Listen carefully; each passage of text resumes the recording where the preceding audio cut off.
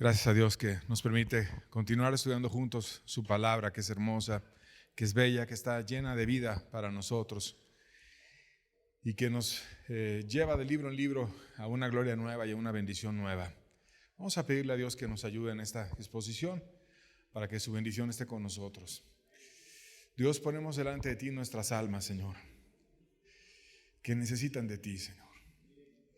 Oh, Señor, así como descansaron nuestros cuerpos en la noche o en el desayuno, alimentamos nuestros cuerpos. Mucho más que todo eso necesita nuestra alma de ti, Señor. Requerimos tu pan del cielo, Señor, tu alimento de vida. Abre nuestros ojos con este nuevo libro que tú traes para nosotros, Señor, y ayúdanos a aprender de tu preciosa palabra, Señor. En el nombre de tu Hijo amado, amén. Dios nos trajo a sí mismo para amarle.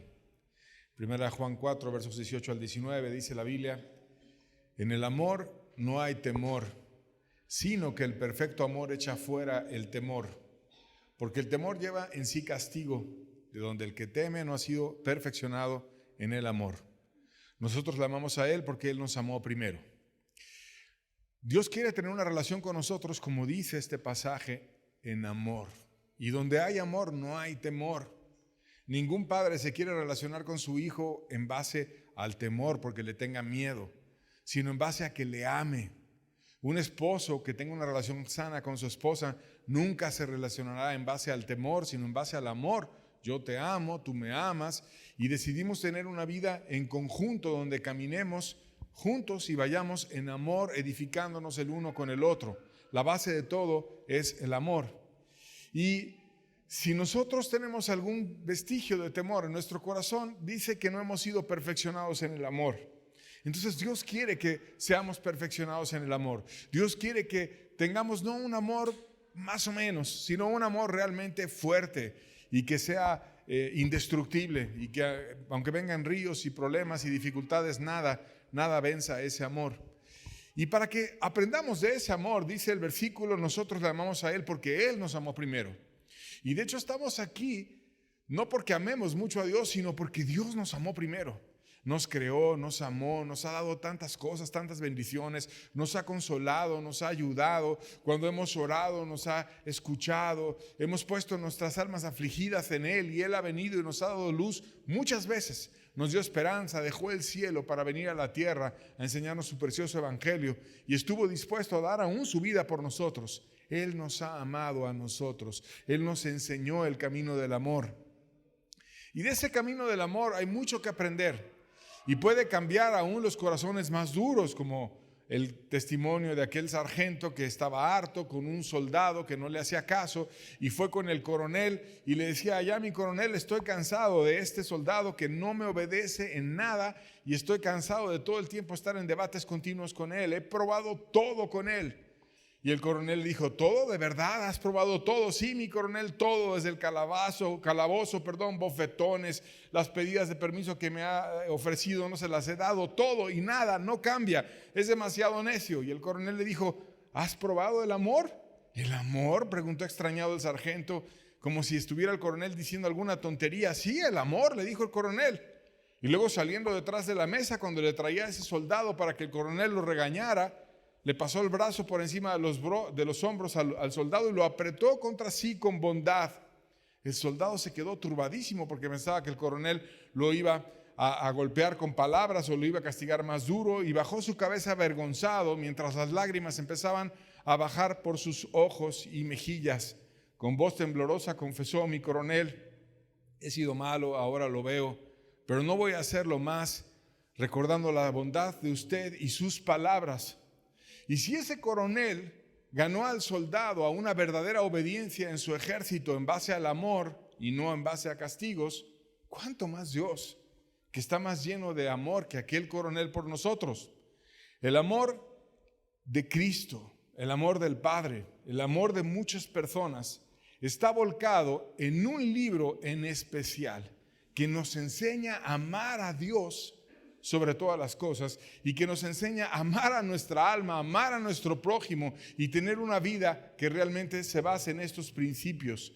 Y eso lo hace Dios a través de experiencias espirituales reales que vienen narradas en el libro más largo de la Biblia, que es el libro de los Salmos, el cual iniciaremos el día de hoy a explicar, como lo hemos hecho con el resto de los libros, y que esas experiencias están llenas de riqueza y tienen muchas verdades que vamos a ir descubriendo juntos. Vamos a ver un ejemplo de Salmo 18, versos 1 al 3. Dice: Te amo, oh Jehová, fortaleza mía. Jehová, roca mía y castillo mío y mi libertador. Dios mío, fortaleza mía, en Él confiaré, mi escudo, la fuerza de mi salvación, mi alto refugio. Invocaré a Jehová, quien es digno de ser alabado, y seré salvo de mis enemigos. Aquí está una persona revelando su experiencia espiritual. Y está Dios mostrándonos el corazón de esa persona. Y ama a Dios con todo su ser, esta persona, y dice por qué lo ama. Es que yo descubrí en algo en Dios que es real. Le llama a mi roca porque una roca es algo fuerte, algo estable, algo en lo cual tú puedes sustentar tu vida para construir sobre ella, como el que quiere construir sobre un cimiento, un edificio, y cuando está sobre la roca permanece. También le dice mi salvación, como diciendo yo estaba perdido y cuando Él llegó todo cambió. Y le llama mi castillo porque es un deleite estar con Dios. Porque estar con Dios es estar fuerte, estar protegido en un castillo, pero también es estar con la realeza, es estar con una compañía especial, diferente. Es algo hermoso. Dios te hace un hijo del rey, un elemento más de su familia, y entonces empiezas a tener experiencias preciosas. Y todas estas vivencias que muchos cristianos a lo largo de muchos años tuvieron en largas partes de la historia, vienen en los libros, en los salmos, y los vamos a ir descubriendo. Dios pone énfasis en el corazón y por eso nos empieza a abrir el corazón de otras personas para que podamos adecuar nuestro corazón como ellos lo hicieron. Muchos dicen: ¿cómo me hubiera gustado algún día poder ser testigo de una predicación de Pablo? El apóstol Pablo, imagínate tener al apóstol Pablo y ver predicar a Pablo. O a lo mejor ser testigo de un milagro de Jesucristo. O a lo mejor ser testigo de cuando Moisés levantó la vara y Dios vino y abrió el mar y pasaron ellos en seco. ¿Cuántas cosas gloriosas son descritas en la Biblia? O ser testigo de cuando Elías pidió fuego del cielo, cuando estaba el altar ahí lleno de agua y Dios contestó con un trueno y cayó un rayo y vino fuego del cielo porque Elías oró. Qué hermoso que pudiéramos nosotros estar así, que yo fuera testigo de todo aquello. Pero aunque Dios nos deja esos testimonios en la Biblia, nos deja muchos más testimonios de algo diferente en el libro de los Salmos. Y eso es el corazón de las personas. ¿Cómo era el corazón de Elías? ¿Cómo era el corazón de Moisés? ¿Cómo era el corazón de David? ¿Cómo era el corazón de Cristo, que también se describe en el libro de los Salmos? ¿Cómo eran en su interior, no en la expresión cuando Pablo hablaba o la gente cuando hizo grandes cosas, sino cómo eran ellos en su interior y qué había en ese corazón que pudo traer grandes maravillas? Entonces Dios no tanto se enfoca en las cuestiones externas, sino en las cuestiones internas. Por eso, como aprendimos previamente, Él nos dice: no juzguéis según las apariencias, sino juzgad según justo juicio. Y Dios lo que ve es el corazón. Y entonces, en este libro de los Salmos, nos habla al corazón y nos muestra el corazón de muchas diferentes personas. Y vamos a ir hablando en esta ocasión de una introducción al libro y después vamos a caminar juntos a través de muchos temas que vienen en este libro de los Salmos. Este libro fue el más largo en su composición de la Biblia. Fue compuesto a lo largo de 1000 años por todo tipo de autores que narraron experiencias de búsqueda de Dios diversas. Tiene 150 capítulos, que son muchos más que cualquier otro libro de la Biblia, y tiene diferentes autores. Por ejemplo, David dice en la Biblia que al menos 73 salmos se le reconocen a él. Es el personaje que más salmos él compuso. Y eso nos lleva a meditar en la vida de David, porque David fue un guerrero extraordinario, un líder verdadero, un hombre de fe. ¿Y dónde se formó ese David? Se formó alabando, amando a Dios, conociendo a Dios. Y fue ungido como rey desde pequeño, y vino el Espíritu Santo a su vida, y lo que trajo Dios en su vida fue enseñarle a amar a Dios, cantar salmos y hacer composiciones que quedaron escritas en la Biblia para nosotros. También está Asaf, que él compuso 12 salmos. Los hijos de Coré, que compusieron 9. Salomón, 2. Hermán, los hijos de Coré, Etán y Moisés, 1 de cada uno, otros hijos de Coré. Hay 51 salmos anónimos que no vienen en el título de quién es el salmo, pero que en el Nuevo Testamento 2 de esos 51 al menos se le atribuyen a David. Por eso cuando te decía que David hizo al menos 73, pero si le suman los 2 del Nuevo Testamento atribuidos a él, serían 75, aunque no tenga su nombre en el título. Y de algunas personas no viene que las compuso, pero Dios los dejó para enseñarnos a través de ese milagro que hizo Dios en aquellas personas. ¿Qué es este libro de los Salmos? El libro de los Salmos es el himnario de los hebreos. Y no son otra cosa más que poesía musicalizada. Son 150 poemas de gran belleza expresiva que tocan muchos ámbitos de la experiencia espiritual. Y la idea principal del libro es enseñarnos a motivar nuestros corazones, a tener una alabanza real y una adoración profunda a Dios, a poderle conocer. Y para que nosotros podamos alcanzar este objetivo, el libro incluye verdades muy profundas sobre Dios, sobre el alma humana, sobre la oración, sobre la ley, sobre la gratitud, sobre la bondad, sobre la maldad, sobre Israel, sobre las naciones. Muchas verdades de muchos temas. Está agrupado en 5 libros, aunque normalmente es el libro de los Salmos, pero tiene 5 secciones o 5 libros. Y tú recordarás que para los judíos era muy importante una parte de la Biblia, la Torá, el Pentateuco, la parte de la ley, los primeros 5 libros de la Biblia, que era muy importante lo que les dejó Dios a través de Moisés. Y al Dios dividir el libro de los Salmos de manera similar a la Torá en 5 libros, como la Torá estaba dividida en 5 libros, Génesis, Éxodo, Levítico, Números y Deuteronomio, los 5 libros del Pentateuco, y también los Salmos divididos en 5 secciones, nos está dejando entender la gran importancia que tenía para ellos la alabanza a Dios. Entonces, estas 5 secciones se presentan y al final de cada sección hay una alabanza especial a Dios o doxología, que es como se le conoce teológicamente.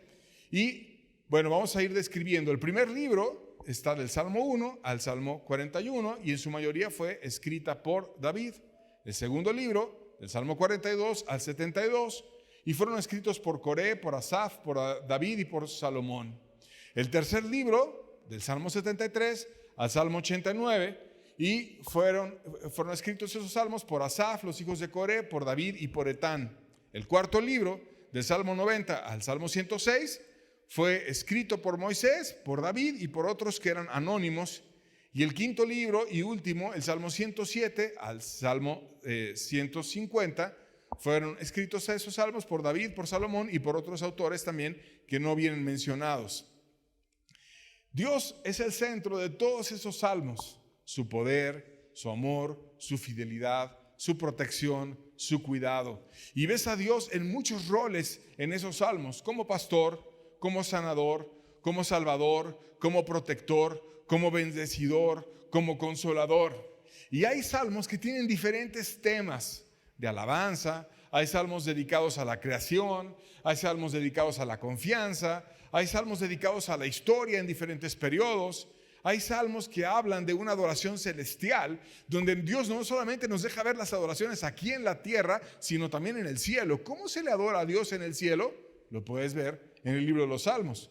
Hay salmos de lamento y súplica de personas que estaban en grandes necesidades y que le oraron muy profundamente a Dios. Hay salmos proféticos que decían cosas que iban a pasar en el futuro. Hay salmos acrósticos donde los versos o las líneas comenzaban con una letra del alfabeto hebreo y seguían un orden y así ellos lo iban aprendiendo y tenía una parte didáctica para que aprendieran el canto. Hay salmos imprecatorios que hablan de maldiciones y la Biblia lo habla también. Salmos mesiánicos que nos dicen sobre uno que iba a venir a traer esperanza al mundo entero, y ese uno es el Mesías, nuestro Cristo precioso. Por todos lados aparece en el libro de los Salmos. Hay salmos de gratitud, hay salmos penitenciales, donde se reconoce el enemigo interior que es el pecado y se trata con ese enemigo interior. Hay salmos que te muestran la verdadera condición del corazón humano y que Dios te lo abre para que veas gente que estaba muy mal y que logró quebrantar su corazón y arreglar su vida, y te dice, mira cómo Él trató con su corazón para que tú así trates con el tuyo. Y cuando se cantaban esos salmos, que eran, digamos, poemas musicalizados, se utilizaban diferentes instrumentos muy variados. Había instrumentos de cuerda como cítaras, arpas y salterios. Había instrumentos de percusión como címbalos y tambores. Había instrumentos de viento como trompetas y los cuernos que usaban los sacerdotes, que se le llamaban shofar.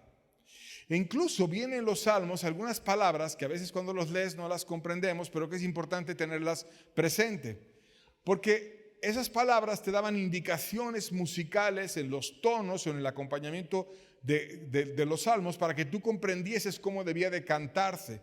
Por ejemplo, una de ellas, Selah, te indica una pausa o una elevación del tono de la voz en el canto. Y también se usaban palabras para dar indicaciones sobre en qué momento iniciaban las flautas o en qué momento iniciaban los instrumentos de cuerda. O, por ejemplo, los sacerdotes participaban con algunos instrumentos que solamente ellos usaban y no el resto del coro, como el shofar. Y si lo consideras, que el sumo sacerdote era un reflejo de Cristo, que ya lo estudiamos en otra enseñanza, por todo lo que él representaba, era un reflejo de Cristo que venía a amarlos a todos ellos, nos deja meditar esa reflexión en algo interesante. En la alabanza pasan dos cosas.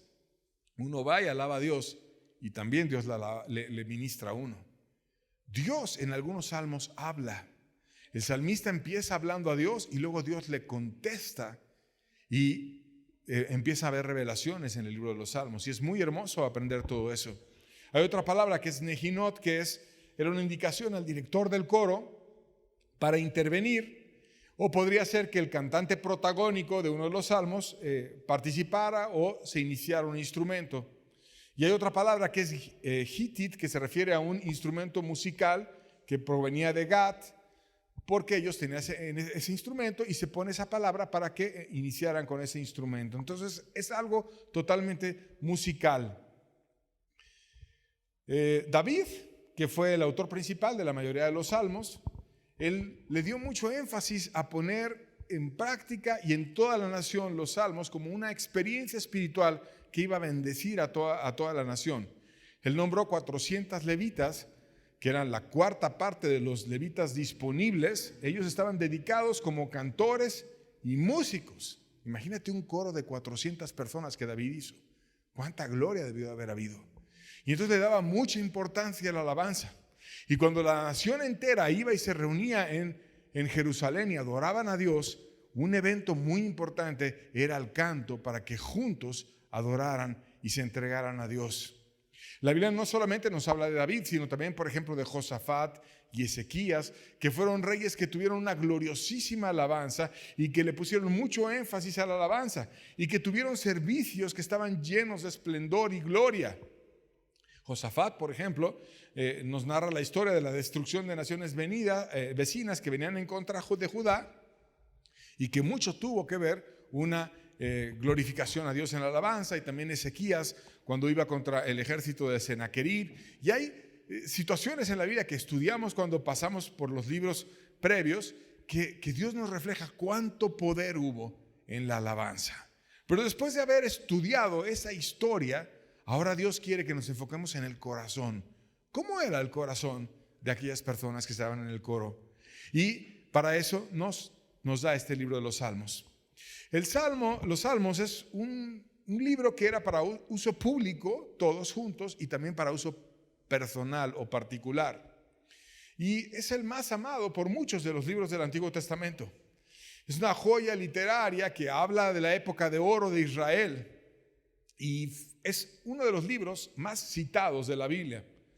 Por ejemplo, en el Antiguo Testamento, 283 veces se hace referencia en otras partes de la Biblia al libro de los Salmos. O en el Nuevo Testamento, 116 veces se habla del libro de los Salmos. Cristo citó, cuando Él estaba muriendo en la cruz, el Salmo 22. Nuestro Maestro murió citando un salmo. Y solo el libro de Isaías es más citado que el libro de los Salmos. El libro de los Salmos rompe récords. Es el libro más largo de la Biblia. Es el libro que tiene el capítulo más largo, el 119. Es el libro que también tiene el capítulo más corto, el 117. Es el libro que se compuso por más autores y que tardó más tiempo en escribirse. Y es el libro que se ha utilizado para tener múltiples adoraciones a lo largo de toda la historia de la humanidad.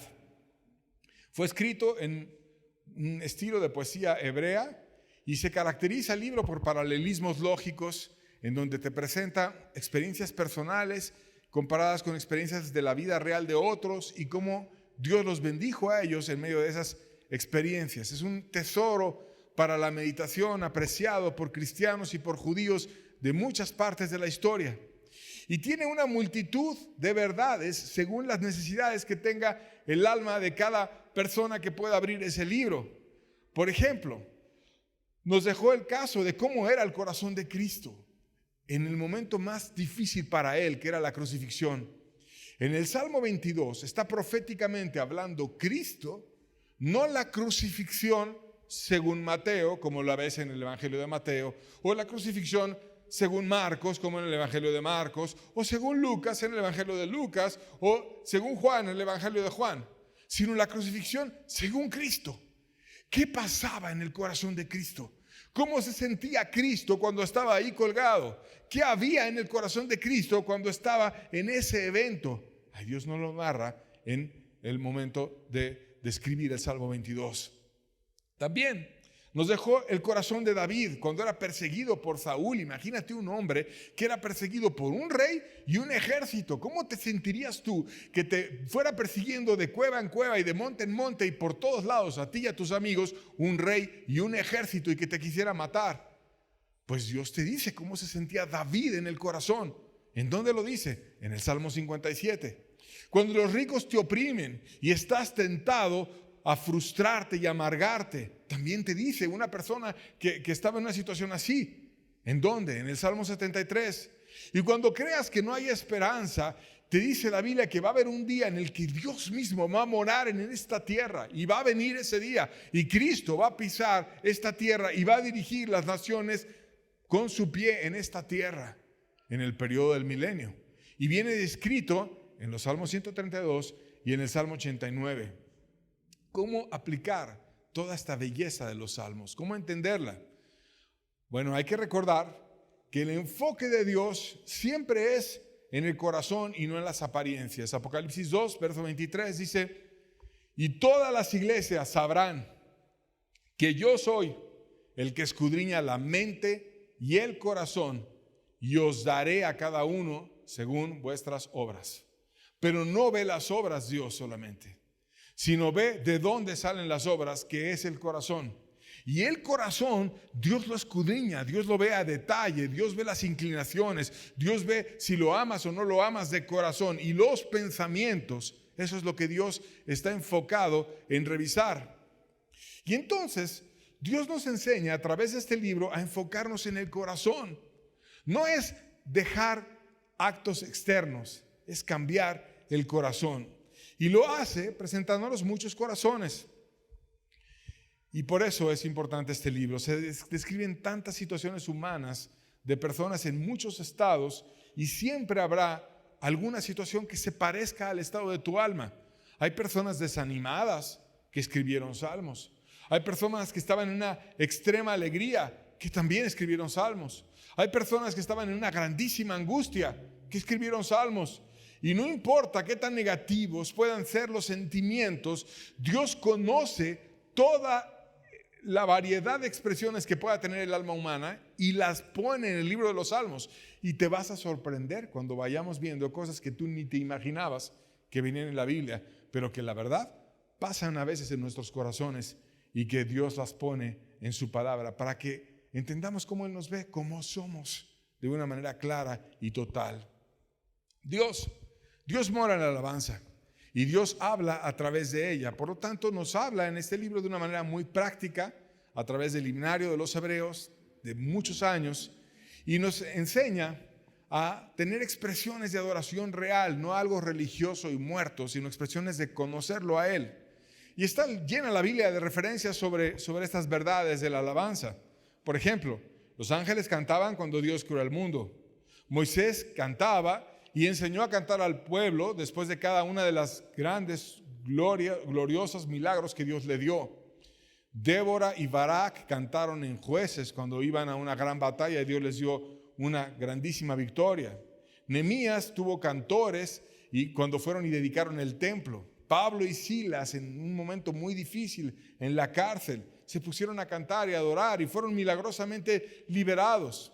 Y en el cielo, la Biblia nos describe en el libro de Apocalipsis millones de millones, no miles de millones, sino millones de ángeles, una multitud enorme que cantaban y que estaba junto a ellos la creación redimida, unida en un coro celestial bendito, al cual aspiramos nosotros a estar y ser parte de Él, en una expresión real de no ver a Dios de lejos como a veces nos pasa ahora, sino verlo en presencia y estar en un coro increíblemente hermoso al cual Dios nos invita. Se verán algunos ejemplos de las muchas bendiciones que Dios trae tomando como referencia el libro de los Salmos. Por ejemplo, Dios es quien da esperanza al ser humano. Salmo 33, versos 20 al 22, dice: nuestra alma espera en Jehová. Nuestra ayuda y nuestro escudo es Él. Por tanto, en Él se alegrará nuestro corazón, porque en su santo nombre hemos confiado. Sea tu misericordia, oh Jehová, sobre nosotros, según esperamos en ti. O sea, Dios, tú eres nuestra esperanza. No el dinero, no el talento, no mi capacidad, no la familia de la que vengo, no la herencia que pueda yo tener o no tener, sino mi fuerza es Dios. Y cuando yo estoy contigo y espero en ti, tú vienes y me das saciedad y me das gracia, me das favores, me das bendiciones, me das de ti. Tú eres bueno, Señor, y a ti yo te amo. También la Biblia nos enseña que cuando estamos perseguidos, Dios puede convertir la dificultad en un refugio y en un lugar exquisito lleno de su presencia. Salmo 32, versos 7 al 8. Fíjate esta experiencia. Tú eres mi refugio. Me guardarás de la angustia. Con cánticos de liberación me rodearás. Y ahí Selah. Acuérdate que es un cambio de tono o una pausa. Y luego, como que habla otra persona, te haré entender y te enseñaré el camino en que debes andar. Sobre ti fijaré mis ojos. Esas experiencias y esas revelaciones las tiene una persona cuando verdaderamente, no de una forma religiosa, sino de corazón, está en Dios. Imagínate a la persona, que fueras tú el que estuvieras expresándole esto. Esta es una oración que a Dios le agradó y la dejó en la Biblia para ti, para mí. Tú eres mi refugio. Tú me vas a guardar de angustia. Con cánticos de liberación me rodearás. Le está adorando a Dios. Y entonces Dios le contesta: te voy a hacer entender, te voy a enseñar el camino en el que debes de andar. Yo voy a fijar mis ojos en ti. Yo te voy a estar viendo siempre y yo te voy a estar amando a ti y te voy a estar siguiendo. Qué hermosa experiencia. Y como esa hay muchas experiencias de una alabanza real y de una búsqueda de Dios que te da fuerza en un momento de gran angustia. Por ejemplo, si llegamos a Él en pobreza, nos hacemos fuertes y nos acompaña. Salmo 34, versos 6 al 7 dice: este pobre clamó, le oyó Jehová y lo libró de todas sus angustias. El ángel de Jehová acampa alrededor de los que le temen y los defiende. Y aquí nos dice algo que pasó en esa alma. Él era pobre, pero Dios quitó la pobreza y lo hizo una persona librada. Él era angustiado, pero terminó siendo una persona salvada. Él estaba solo, pero ahora era alguien que moraba con Dios. Él estaba carente de amparo, pero acabó como una persona defendida por Cristo, porque dice el ángel de Jehová. El ángel quiere decir el enviado de Dios. ¿Quién es el enviado de Dios que trajo salvación? Solo uno Dios envió para traer salvación, que es Cristo, porque hay un solo mediador entre Dios y los hombres, Jesucristo hombre. Entonces cuando dice el ángel de Jehová, solamente es uno, no son los ángeles. Sí ha enviado ángeles para el servicio, pero para traer salvación solamente hay un enviado que trajo salvación, que es Cristo. Y ese Cristo precioso acampa alrededor de los que le temen. O sea, yo quiero vivir para ti, Cristo. Yo te quiero amar a ti. Entonces viene y acampa. Y cuando acampa, ¿qué te enseña? No quiero que tú vivas en temor conmigo. Quiero que tú vivas en amor.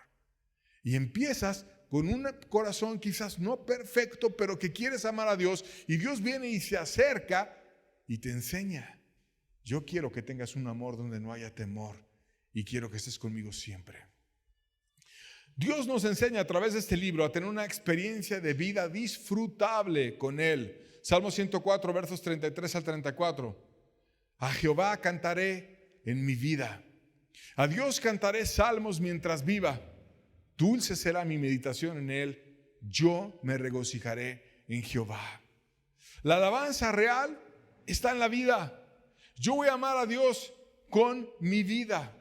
Una alabanza sincera viene de una vida sincera, de un corazón que sabe descansar en Dios, que es toda la vida, que no está basada en actos religiosos, sino está basada en que yo voy a cantar y voy a amar a Dios siempre en mi vida, y dulce va a ser mi meditación en Él. Voy a tener a Dios en una presencia continua y voy a estar disfrutando a Dios.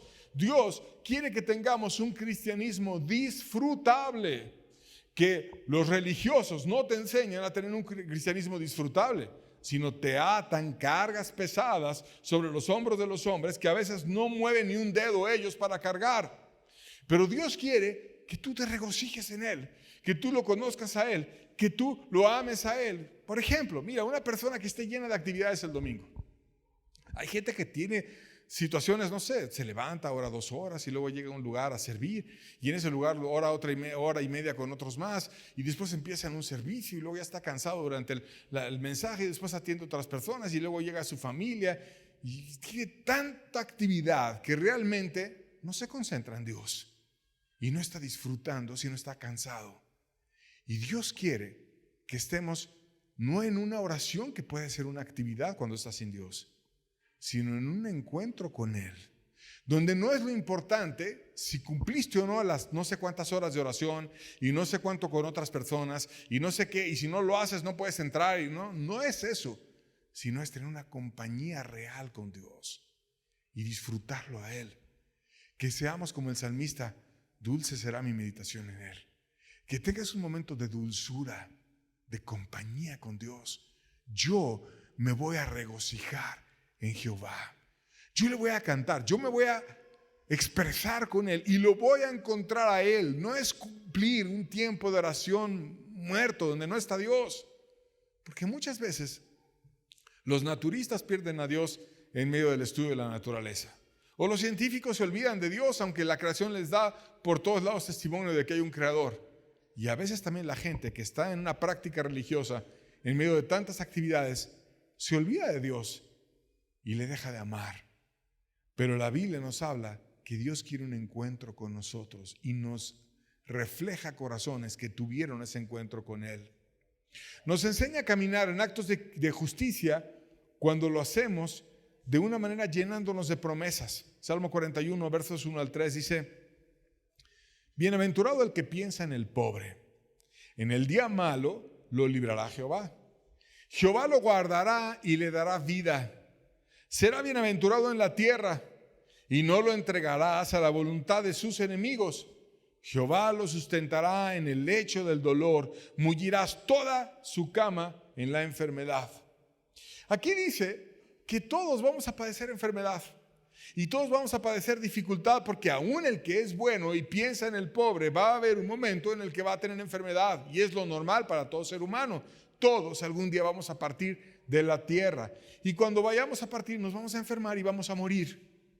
Pero Dios promete estar con nosotros. Él dice, Él te va a sustentar en tu lecho de dolor. Él va a estar contigo en el momento agónico. Él te va a ayudar, Él te va a acompañar. Él va a mullir toda tu cama y va a estar a tu lado. Y es muy diferente enfrentar una crisis con Dios que enfrentar una crisis sin Dios. ¿Y cómo empieza esta expresión? Bienaventurado el que piensa en el pobre. En el día malo lo librará Jehová. O sea, es una promesa el que Dios en el día difícil nos va a librar a nosotros. ¿Y qué te dice? Tú eres bienaventurado, o sea, bendecidísimo cuando tú pensaste en el pobre. ¿Qué quiere decir pensar en el pobre? Estar pensando, ¿cuál es la necesidad de esta persona? ¿Cómo yo le puedo ayudar a esta persona? Y cuando piensas en el pobre, ves la manera de ayudar al pobre, ¿no?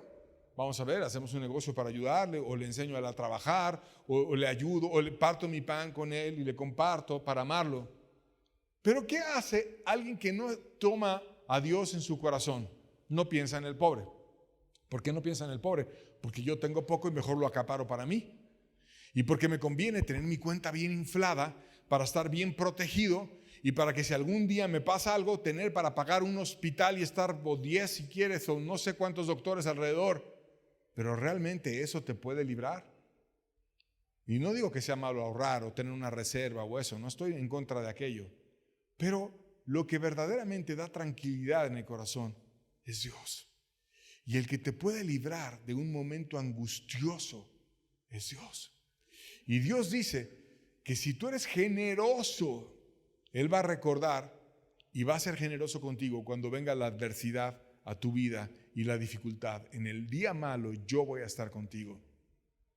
Si tú no has encontrado a Dios, Él es el que te puede dar una fuerte esperanza en tu vida y cambiarla por completo. Salmo 103, versos 3 a 5 dice, Él es quien perdona tus iniquidades, el que sana todas tus dolencias, el que rescata del hoyo tu vida, el que te corona de favores y misericordias, el que sacia de bien tu boca, de modo que te rejuvenezcas como el águila.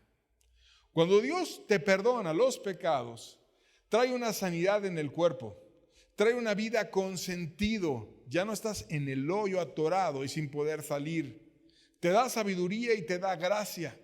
Y te hace rejuvenecer como el águila. Porque el águila, ya que va creciendo, se va degradando y en el pico le van saliendo una especie de verrugas y luego van creciendo y entonces el pico ya está todo entorpecido, de tal manera que ya no puede comer carne, no se puede alimentar, está realmente debilitada, a punto de morir, y hay un proceso natural con el cual las águilas se renuevan y enfrentan la dificultad, y en vez de dejarse morir, empiezan a tallar su pico contra la roca y afilar y quitarse esas verrugas que les estorban, y como al igual que todos los pájaros, renueva sus plumas, echa las viejas, le salen otras nuevas, afila sus garras, come de nuevo, toma fuerza y se levanta en vuelo.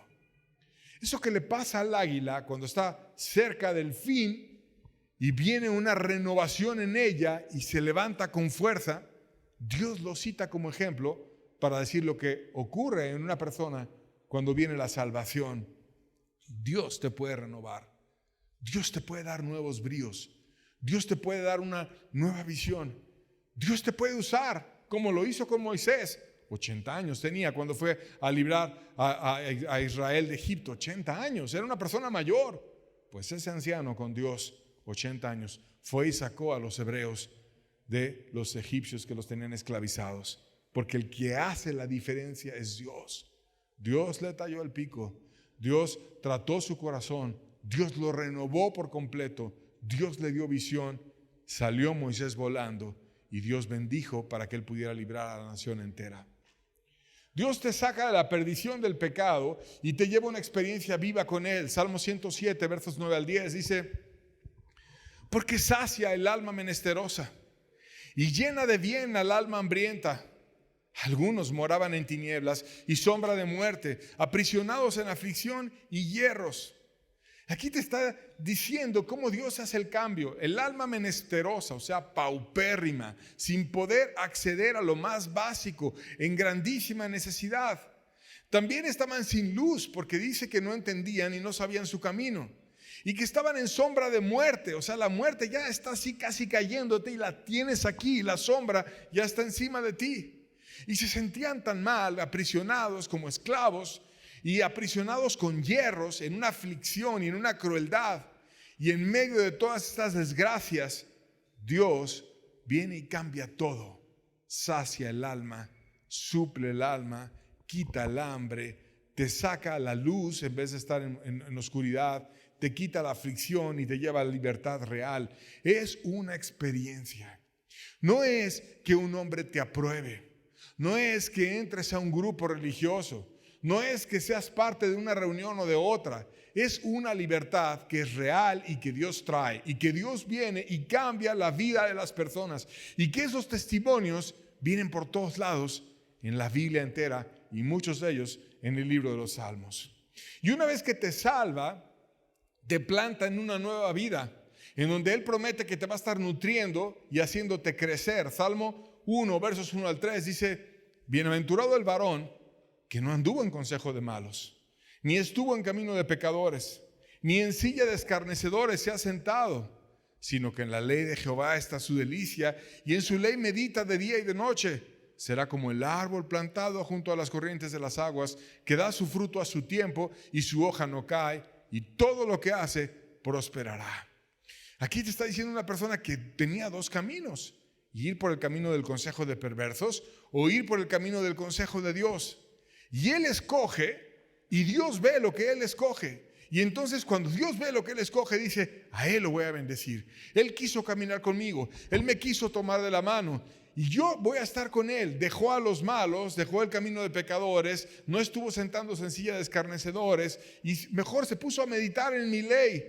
Y entonces yo lo voy a bendecir, lo voy a ayudar, lo voy a hacer crecer como un árbol plantado junto a las aguas. No va a haber sequía, como un árbol que tiene un río al lado. Siempre va a tener de dónde beber, siempre voy a estar a su lado, nunca se va a agotar mi bendición para él. Esta nueva vida te seduce y te deja extasiado, de tal manera que tú puedas llegar a tener expresiones como esta. Fíjate, Salmo 84, versos 10 al 12. Porque mejor es un día en tus atrios que 1000 fuera de ellos. Escogería antes estar a la puerta de la casa de mi Dios que habitar en las moradas de maldad, porque sol y escudo es Jehová Dios. Gracia y gloria dará Jehová. No quitará el bien a los que andan en integridad. Jehová de los ejércitos, dichoso el nombre que en ti confía. Y aquí te dice cómo es vivir al lado de Dios.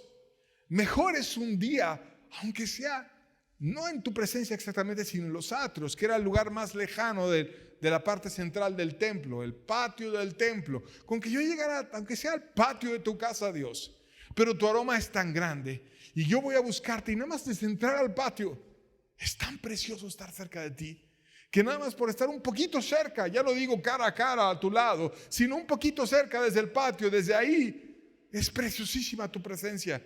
Y yo prefiero un día que 1000 fuera de ellos.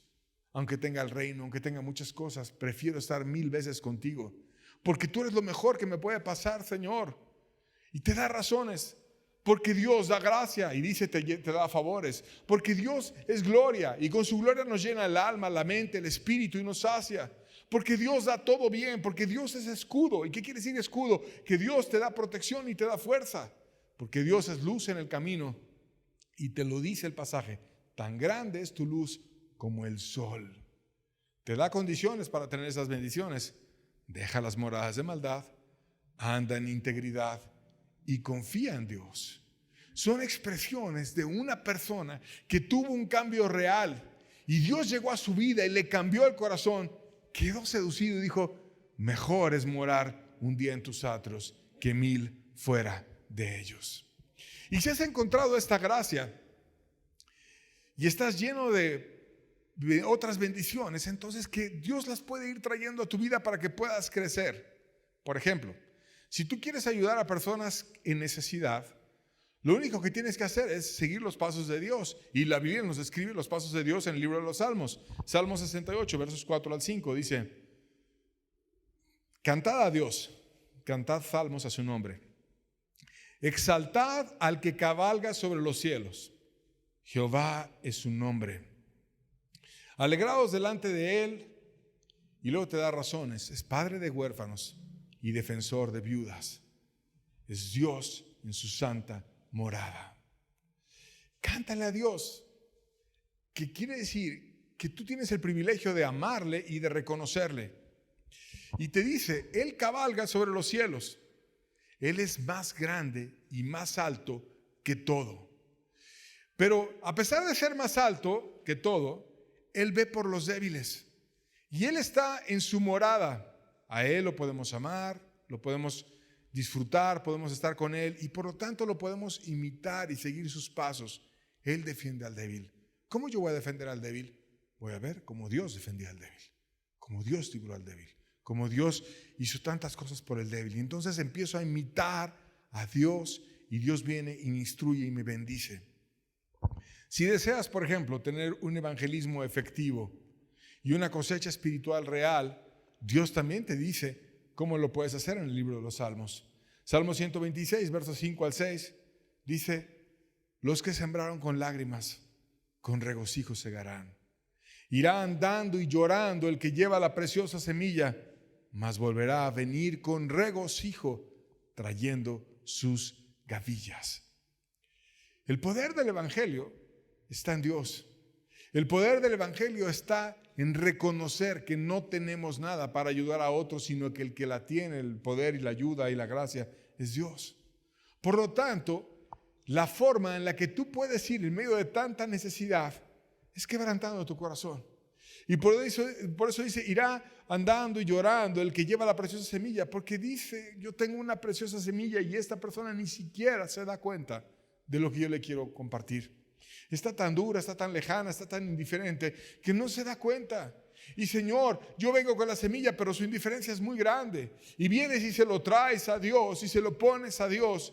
Entonces vas, andas y lloras porque Dios permite que tu corazón sea quebrantado, sea humillado para pedirle a Él la bendición para ese pobre que no recibe la semilla. Y entonces, ¿qué pasa? Los que sembraron con lágrimas, con regocijo segarán. Irán andando y llorando el que lleva la preciosa semilla. Pero va a venir con regocijo trayendo sus gavillas. Va a tener fruto, va a tener gracia, va a tener bendición. Dios va a traer un avivamiento. Si deseas alabarle y guiar a otros, también Dios te deja referencias en este libro. Salmo 150, verso 6 dice: todo lo que respira, alabe a Jehová. Aleluya. Es una inspiración preciosa para que todos nosotros estemos buscando que todo ser humano pueda amar un día a Dios. Que todo lo que respira alabe a Dios. Toda la creación está llamada y está invitada a ser de Dios. Y es una manera de motivarnos a ganar el mundo para Dios, pero de forma diferente, como diciendo, ve y haz algo en esos corazones por medio de la gracia que yo te voy a dar para que ellos también me amen a mí como yo te enseñé a ti a amarme. ¿Y cómo podremos hacer eso? Solamente hay una forma: amando a Dios primero, teniendo experiencias espirituales reales, conociéndolo no religiosamente. No es orar un tiempo, no es un rito muerto y seco, sino es una experiencia donde tú vayas con Dios y lo conozcas, lo ames, lo disfrutes y tengas un compartir con Él y un tenerlo como padre y Él como hijo, y Él venga y te cambie y te haga una nueva persona. Dios quiere traer esto en tu vida y lo puede hacer si tú estudias este libro como lo hemos estado haciendo con el resto de los libros de la Biblia. Vamos a orar para despedir la reunión y pedirle a Dios que Él nos ayude con esto, que es simplemente una introducción. Estoy hablando cosas genéricas del libro, pero que hay mucho que aprender de este libro y que Dios nos lo quiere enseñar. Padre bueno, cuántas verdades tú traes en este libro de los Salmos, Señor. Te pedimos que tú nos instruyas, Señor, que tú nos ayudes a volcar nuestro corazón a amarte, Señor. Queremos crecer en amor para contigo, Señor. Queremos aprender a descubrir verdades que nos lleven a compartir una vida real de comunión contigo y de fuerza, Señor. Háblanos, te lo pedimos. Trata con nuestros corazones. Aliméntanos, Señor. Tú eres el que puedes dar el crecimiento a nuestras almas. Ven tú y danos de tu gracia, Señor amado. Bendito seas. Amén. Pues Dios les bendiga. Estamos concluyendo con esto la introducción. La siguiente semana vamos a ir aprendiendo temas de este hermoso libro. No vamos a ver salmo por salmo, sino vamos a ir viendo temas que nos pueden dejar referencias claras y nos pueden ayudar a aprender muchas cosas. Estamos despedidos, que tengan buena tarde. Si alguien tiene alguna necesidad, vamos a estar complacidos en compartir con ustedes. Dios los bendiga.